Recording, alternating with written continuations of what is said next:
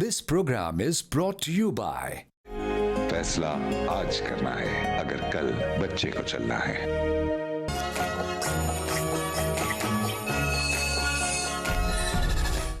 बिस्मिल्लाहिर्रहमानिर्रहीम, अस्सलाम वालेकुम। उम्मीद करते हैं कि आप लोग जहां कहीं भी होंगे खैर आफियत के साथ होंगे। वेकअप पाकिस्तान के एक नई एपिसोड के साथ मैं हूं आपकी होस्ट सना हारून। जैसे कि आप देख रहे हैं कि आज भी मैं सोलो प्रोग्राम कर रही हूं क्योंकि मेरे जो साथी एंकर हैं रोहेल, उनके फादर की तबीयत काफ़ी ख़राब है, वो हॉस्पिटलाइज हैं। आप तमाम लोगों से जो हमें देख रहे हैं, जो हमें सुन रहे हैं, उनसे गुजारिश है कि उनकी सेहतियाबी के लिए दुआ कीजिए कि अल्लाह रब्बुल इज़्ज़त उनको जल्द व मुकम्मल सेहतियाबी अता फ़रमाए, ज़िंदगी अता फ़रमाए और उनका साया उनके बच्चों पे सेहत तंदुरुस्ती के साथ सलामत रखे। नाज़रीन, एक आपसे बात शेयर करना चाहूँगी कि तकब्बुर से पाक गुफ्तगू, मफाद से पाक मोहब्बत और ख़ुदगर्ज़ी से पाक दुआ सच्चे रिश्ते की पहचान है। अपनी जो गुफ्तगू है उसको खुशगुफ्तार बनाइए, अपनी ज़बान को मीठा रखिए, तकब्बुर से पाक रखिए क्योंकि तकब्बुर अल्लाह ताला को पसंद नहीं है। तो अपनी मिजाज में, अपनी तबीयत में वो लेकर आइए, डाउन टू अर्थ रहिए आप। और इसके अलावा जो मोहब्बत बड़ा खूबसूरत रिश्ता है, अल्लाह ताला ने भी नबी सल्लल्लाहु अलैहि वसल्लम से मोहब्बत की और उस मोहब्बत के में ये पूरी दुनिया, ये पूरी कायनात को जो है बनाया। तो ये बड़ा खूबसूरत रिश्ता है, तो इसे बिल्कुल मफाद से पाक होना चाहिए, बग़ैर मफाद की मोहब्बत कीजिए। बड़े प्यारे रिश्ते होते हैं हमारे, माँ बाप, बहन भाई और भी हमारे दोस्त अहबाब। तो अपने रिश्तों से, अपने लोगों से मोहब्बत कीजिए, आसानियाँ बांटिए, आसानियाँ पैदा करने वाले बनिए और लोगों का ख्याल कीजिए। अगर आप साहिब इस्तिताअत हैं, आपको अल्लाह ताला ने नवाजा है, तो कोशिश कीजिए कि अपने इर्द गिर्द लोगों, स्पेशली आपके जो क़ुर्ब जवार में जो लोग रहते हैं, जो आपके रिश्तेदार हैं, और क्योंकि कहते हैं कि सबसे पहले हक़ भी आपके अपने रिश्तेदारों का होता है। तो आप जानिए कि अगर किसी को आपकी माली इमदाद की ज़रूरत है, क्योंकि सफ़ेद पोश लोग होते हैं वो अपनी ज़बान से नहीं मांगते, तो अगर अल्लाह ताला ने आपको नवाजा है तो आप उसका हिस्सा अपने रिश्तेदारों से भी बांटिए, उनकी मदद कीजिए ताकि उनके चेहरों पे भी मुस्कुराहट आ सके। अपने इर्द गिर्द बच्चों को देखिए, अगर जो बच्चे, स्पेशली हम बाहर निकलते हैं, बड़ा अफसोस होता है कि चाइल्ड लेबर के हवाले से क़वानीन है लेकिन उसके ऊपर अमल दरामद नहीं होता। हम देखते हैं बच्चे जो है वो बड़े प्यारे बच्चे होते हैं और अक्सर से मेरी बात भी हुई तो वो बड़ा चाहते हैं, तालीम हासिल करना चाहते हैं, ज़िंदगी में कुछ बनना चाहते हैं, लेकिन उनके पास वसाइल नहीं हैं। तो वो ज़ाहिर सी बात है, वो चाइल्ड लेबर मुख्तलिफ़ किस्म की जॉब्स कर रहे होते हैं, कोई शू पॉलिश कर रहा होता है, कोई मैकेनिक बन जाता है, या आपने ये भी देखा होगा कि स्ट्रीट बेगर्स भी होते हैं, वो छोटे छोटे बच्चों से जो है भीख मंगवा रहे होते हैं। तो खुदारा ऐसे ना कीजिए, वो बच्चों का जो है मुस्तक़बिल जो है इस तरह से तारीक ना कीजिए। और अगर आपके गिरदोनवा में ऐसे कोई बच्चे हैं तो आप उनके तालीम का ख़र्च उठा सकते हैं, तो ज़रूर उठाइए क्योंकि यही बच्चे हमारे कौम का, हमारे मुल्क का मुस्तक़बिल हैं।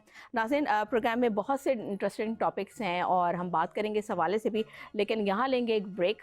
Stay with us.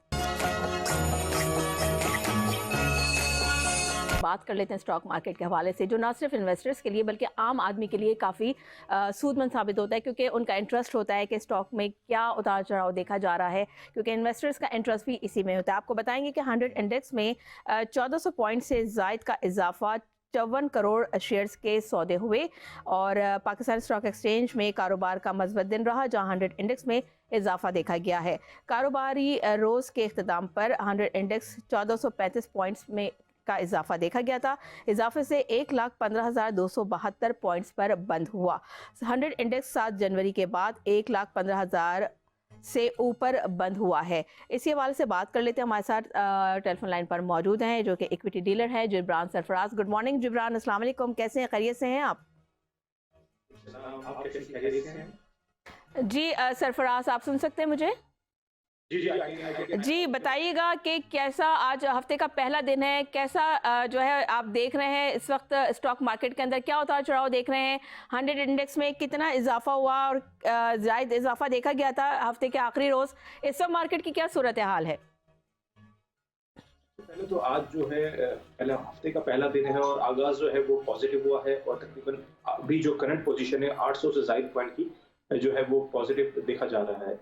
1,16,000 जो है इंडेक्स अभी करंट मौजूद है और अभी के एक्सपेक्ट किया गया जो सेकंड प्रोग्राम है हम very near to monetary policy जो कि 27 ऑफ जनवरी 2025 को होने जा रही है। तो 1 से 2% हम एक्सपेक्ट कर रहे हैं। अब देखते हैं कि क्या होता है, क्योंकि ट्रेजरी ऑक्शन में जो PIBs का हुआ था उसमें भी थोड़ी कमी देखी गई, तो ये इंडिकेट कर रहा है कि आने वाले दिनों में जो है मॉनेटरी पॉलिसी जो है वो 1 से 2% जो है वो नीचे आ सकती है। अच्छा ठीक है, स्टॉक एक्सचेंज की अगर बात कर रहे हैं हम जब, तो उसकी परफॉर्मेंस के हवाले से बताइएगा। इसके अलावा ये बताइए कि इस वक्त आप कैसा ट्रेंड देख रहे हैं, बेरिश देख रहे हैं, बुलिश देख रहे हैं, और इस वक्त कौन से मेजर डेवलपमेंट्स हैं जो इस हफ्ते जो है मार्केट को इम्पैक्ट करेंगी? देखिए, सबसे पहले जो यूएस में जो चेंज हुआ है कि डोनाल्ड ट्रंप आए हैं और उनकी पॉलिसी का वेट कर रहे हैं। जो पाकिस्तान से जो है पॉजिटिव चीज़ें आती हैं तो फिर जो है एक अलग इंटरनेशनल भी जो है वो मार्केट एक्टिव होगी। इसके साथ साथ जो ऑटो सेक्टर के जो फिगर्स आए थे, सीमेंट्स के जो फिगर आए थे, तो ऑटो के तो बहुत अच्छे थे, लेकिन सीमेंट वगैरह में वो भी नॉर्मल थे। लेकिन आने वाले दिनों जिस तरह इन्फ्लेशन वगैरह नीचे आए, तो आने वाले दिनों में जो है cement sector, steel sector, banking sector specially ये अच्छे नजर आ रहे हैं। अच्छा, अगर लोकल इकोनॉमी की बात की जाए और अगर ग्लोबल फैक्टर्स का स्टॉक एक्सचेंज पर कितना असर होता है, और ये बताइएगा कि जैसे कि ऑयल प्राइसेस हैं उसमें हम देख रहे हैं कि या फेडरल रिजर्व्स की अगर बात करें तो उसमें इंटरेस्ट रेट की जो पॉलिसीज़ हैं उनको समझने के लिए क्या तरीका है, और आप जो पाकिस्तानी इन्वेस्टर्स हैं उनको क्या चैलेंजेस का सामना करना पड़ सकता है? देखिए, सबसे पहले जो मेन जो हमारे जो इंपोर्ट बिल है ना, सबसे पहले तो उस पे फोकस करना चाहिए। जैसे इंपोर्ट बिल जितना कम बनेगा, एक्सपोर्ट ज़्यादा होगी, तो बैलेंस ऑफ पेमेंट जो हमारा अच्छा होगा, तो फिर जो इकोनॉमी जो है वो ओवरऑल जो अच्छा प्रोग्रेस करेगी।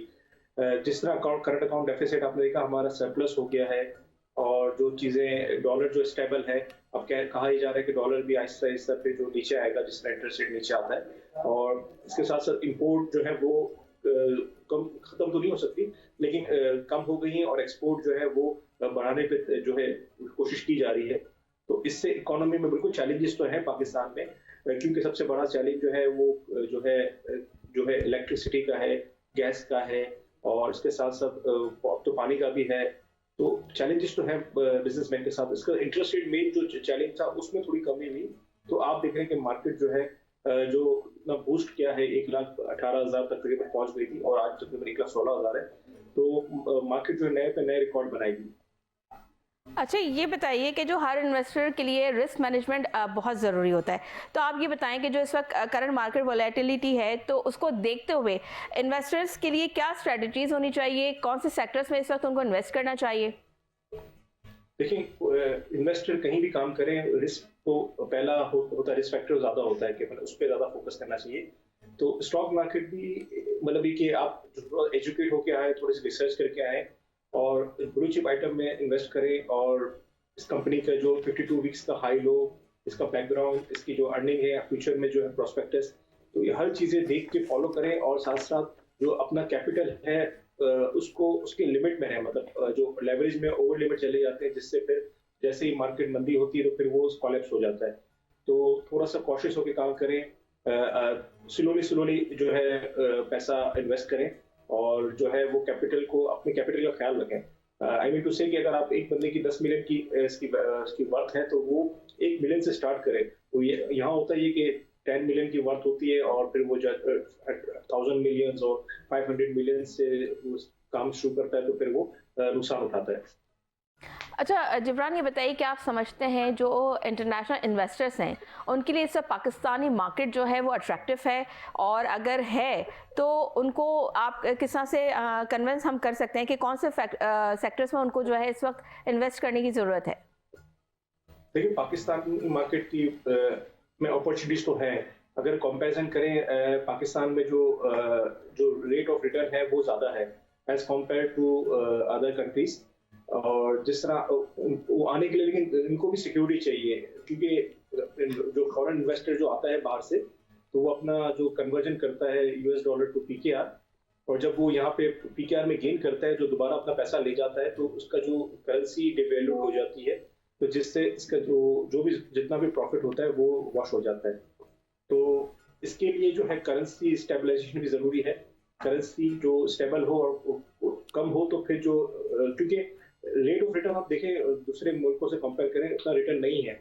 इवन जापान देख लें, चाइना देख लें, इसके साथ साथ यूएस देख लें, तो लेकिन यहाँ पे जो थोड़ा सा लॉ एंड ऑर्डर सिचुएशन बेहतर हो जाए, तो इन्वेस्टर आएगा आपका, इस करेंसी स्टेबलाइजेशन हो जाएगी तो इन्वेस्टर आएगा आपका। और साथ साथ इकोनॉमी में जो आगे जो जो प्राइसेस हैं उनको रिलीफ देंगे टैक्सेशन में, तो भी इन्वेस्टर आएगा। तो ये बुनियादी फैक्टर है जिसकी वजह से इन्वेस्टर थोड़ा सा घबराता है और आते हुए थोड़ा सा ये हर्डल्स होते हैं। अच्छा जिब्रान, ये बताइएगा आपको क्या लगता है इस वक्त जो मार्केट का ट्रेंड आप देख रहे हैं, तो 2025 में क्या स्टेबल ग्रोथ हम देख रहे हैं मार्केट की? बिल्कुल डेफिनेटली अभी सारे फिगर्स अच्छे आ रहे हैं, आपकी एक्सपोर्ट भी बढ़ रही है, करंट अकाउंट सरप्लस भी बढ़ रहा है, और इसके साथ साथ आप देख रहे हैं डॉलर प्राइस भी नीचे आने की बात करें, इंटरेस्ट रेट नीचे आ जाएगा, इन्फ्लेशन आ जाएगा नीचे। अगर सिंगल डिजिट में आ जाता है तो ये बहुत अच्छी हो जाएगी इकोनॉमी हमारी, क्योंकि जितना भी पैसा सेविंग में और दूसरी चीजों में लगा था वो फिर इंडस्ट्री में जाएगा, ऑपरेशंस होंगे, फिर एम्प्लॉयमेंट जनरेट होगी, जो अनएम्प्लॉयमेंट खत्म हो जाएगी, और साथ साथ जो इकोनॉमी है, जो लोगों में बाइंग पावर आ जाएगा, डॉलर स्टेबल हो जाएगा, बल्कि नीचे आ सकता है डॉलर अगर इन्फ्लेशन वगैरह नीचे आते हैं। तो मैं समझता हूँ कि 2025 पाकिस्तान के लिए अच्छा है। ओके 2025 पाकिस्तान के लिए अच्छा है। अच्छा ये एक लास्ट क्वेश्चन, ये मुझे बताइए जो बिगनर्स हैं जो इन्वेस्ट करना चाह रहे हैं स्टॉक मार्केट में, तो उनको आप क्या सजेस्ट करेंगे कि कौन सा सेक्टर उनके लिए प्रॉफिटेबल रहेगा और उनको किन चीज़ों को मद्देनज़र रखते हुए इन्वेस्ट करना चाहिए, या उनको भी बहुत ज़्यादा चैलेंजेस, क्योंकि ज़ाहिर वो न्यू इन्वेस्टर्स हैं उनको इतना आइडिया नहीं होता, तो आपके मुताबिक कौन सा ऐसा सेक्टर है जिसमें अगर वो इन्वेस्ट करते हैं तो वो उनको प्रॉफिटेबल रहेगा? देखिए ये तो शफलिंग होती रहती है डे बाय डे, जो सेक्टर्स है ना, कभी स्टील अच्छा चल रहा है तो कभी सीमेंट अच्छा चल रहा है, कभी ऑटो अच्छा चल रहा है, तो पोटेंशियल तो है, क्योंकि स्टील सेक्टर, सीमेंट सेक्टर ये इतना चले नहीं है, टेक्सटाइल में चले नहीं है, तो पोटेंशियल तो है, लेकिन जैसे ही हालात बेहतर होते हैं ना तो ये सेक्टर भी चलेंगे, और साथ साथ ऑयल सेक्टर अच्छा परफॉर्म कर रहा है, तो लेकिन ये ऑलरेडी इतना ये बढ़ चुका है, अप्रिशिएट हो चुका है, तो उसमें जो लेकिन वक्त के साथ साथ ये शफलिंग करते हैं, तो अपना रिसर्च करें, अपनी जो होमवर्क पूरा करके मार्केट में आए, तो अच्छे ब्रोकर को ज्वाइन करें, और जो है टू दी मतलब कैपिटल के लिमिटेड जो है लिमिटेड कैपिटल के अंदर करें, तो they can make money. Okay अच्छा, आप डॉलर की बात कर रहे थे, इंटरबैंक में डॉलर सस्ता और ओपन मार्केट में महंगा हो गया है, तो आप क्या समझते हैं इस वक्त जो आपके नज़र वो कौन से अहम फैक्टर्स हैं जिसकी वजह से जो पाकिस्तानी रुपया है और यूएस डॉलर के अंदर जो है वो एक स्टेबिलिटी का सबब बनती जा रही है?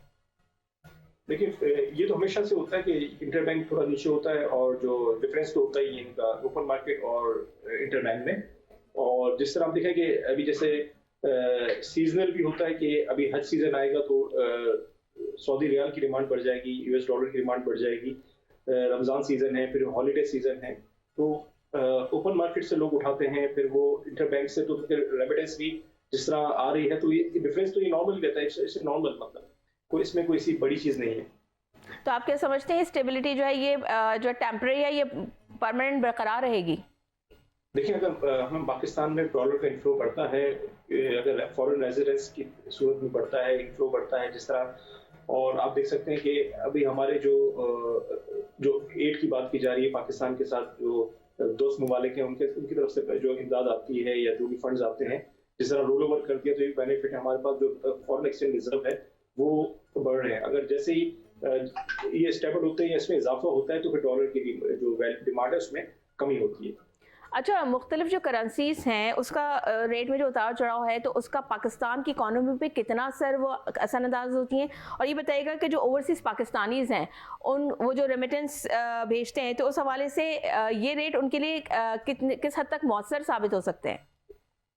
देखिए कुछ करेंसी का तो फिक्स किया हुआ है, जैसे US dollar into AED Emirates dirham 3.67 का कन्वर्जन है, सऊदी का 3.63 के साथ कन्वर्जन है, तो जितना डॉलर बढ़ेगा उतनी वो करेंसी बढ़ेगी। वो तो एक इनका एक मुआहदा हुआ है जिसके तहत जो डॉलर के साथ ही ये चलती है।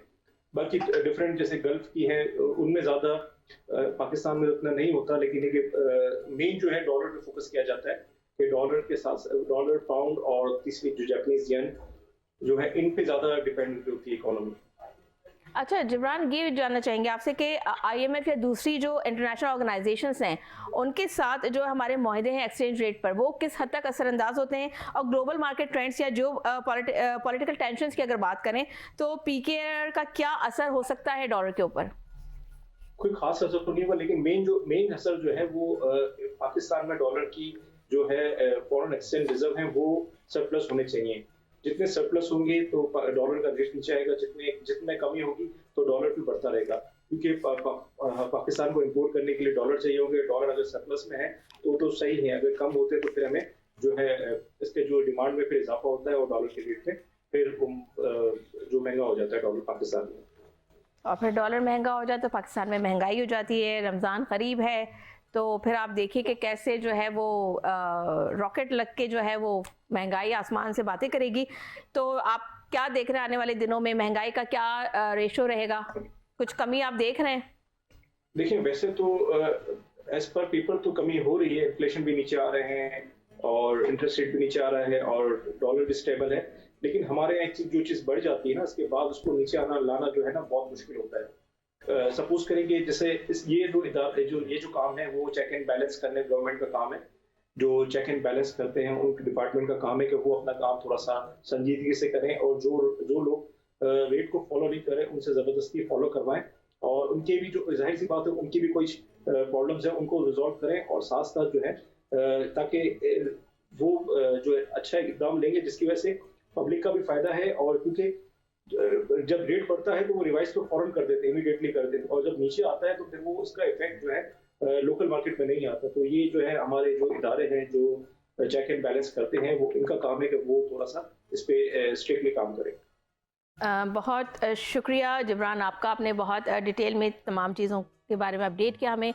नाज़रीन आपने देखा कि स्टॉक इस वक्त जो है अच्छा ट्रेंड कर रही है और डॉलर की बात की तो इंटर बैंक में जो है वो महंगा हुआ है और इसके अलावा जो ओपन मार्केट में सस्ता हो गया है। जब हम स्टॉक और डॉलर की बात करते हैं तो गोल्ड कैसे पीछे रह सकता है, गोल्ड के बारे में आपको अपडेट देंगे जनाब। सोने की कीमत में मुसलसल तीसरे रोज़ भी इजाफा देखा गया है क्योंकि ज़ाहिर डॉलर बढ़े हैं तो गोल्ड के रेट भी बढ़ेंगे। मुल्क में सोने की कीमत में इजाफे का सिलसिला जारी है, मुसलसल तीसरे रोज़ सोने की कीमत में इजाफा देखा गया है। All Pakistan James and jeweller association के मुताबिक फ़ी तोला सोने की कीमत में 400 रुपये का इजाफा हुआ है। इस इजाफे के बाद सोने की फ़ी तोला कीमत 2,82,600 रुपये हो गई है। मुल्क में 10 ग्राम सोने की कीमत भी 242 रुपये के इजाफे से 2,42,283 रुपये है। आलमी मार्केट में अगर उसकी बात की जाए सोने की तो आलमी मार्केट में सोने की कीमत $2 इजाफे से $2,705 फ़ी ऑन्स है। तो ये थी जनाब डॉलर के हवाले से अपडेट और गोल्ड के हवाले से। गोल्ड भी महंगा हो गया है और हम पिछले प्रोग्राम में बात कर रहे थे जब गोल्ड थोड़ा सस्ता हुआ था, हमने आपको कहा था कि आप जल्दी से जाके गोल्ड ख़रीदना शुरू कर दें। तो अगर तो आप लोगों ने गोल्ड ख़रीद लिया होगा तो इस वक्त आप लोगों को फ़ायदा हो सकता है क्योंकि गोल्ड कॉइन या आप गोल्ड के बिस्किट्स लेते हैं तो जाहिर सी बात है वो एक सॉलिड फॉर्म में गोल्ड होता है। आप उसके सेविंग के हिसाब से भी अगर आप उसको परचेज करके अपने पास रखते हैं तो ये आपको इन फ्यूचर फ़ायदा पहुंचा सकता है। तो जनाब ये तो हो गई गोल्ड के हवाले से बात। आगे बढ़ते हैं, आपको एक ज़बरदस्त सी और एक दिलचस्प स्टोरी के बारे में बताते हैं। लेकिन ये स्टोरी के बारे में आपको बताएंगे, लेकिन उससे पहले लेंगे यहाँ पे एक ब्रेक। Stay with us.